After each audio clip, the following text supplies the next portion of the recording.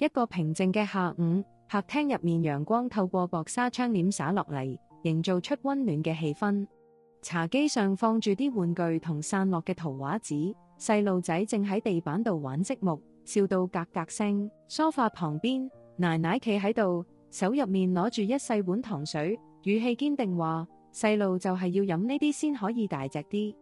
我坐喺地氈上，微微抬起頭，語氣帶住壓抑嘅平靜回應：媽，醫生講過，咁細嘅小朋友唔可以食甜嘢。奶奶不以為然笑咗笑，輕輕將碗推向細路仔：我哋以前唔係都係咁樣，依家咪生得幾大隻。我皺起眉頭，正想繼續解釋，望一望老公坐喺張凳上面，目光低垂，扮晒睇手機，完全冇插嘴嘅意思。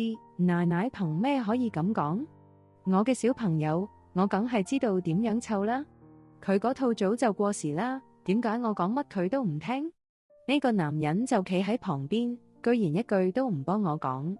呢個真係我老公嚟嘅咩？可能奶奶只係想表現佢關心，但係咁樣嘅方式真係啱咩？可能我老公覺得我可以自己處理，唔想夾喺婆媳之間。但係佢明明知道我需要佢嘅支持，點解就係唔肯出聲？係咪我要求得太多？可能佢都覺得好難，但呢個係做人老公嘅責任啊。其實我係咪對奶奶嘅說話反應得太大？佢畢竟係長輩。但係如果我乜都唔講，將來呢啲事只會越嚟越多。可能老公真係唔想我哋嘈起嚟，但點解總係得我一個人應付？係咪我太過在意佢嘅態度？或者我應該自己解決，而唔係等佢幫我講說話？算啦，我再講落去只會令氣氛更差，睇緊電話嗰個都唔會幫我。下一次如果仲係咁，我應該點做好？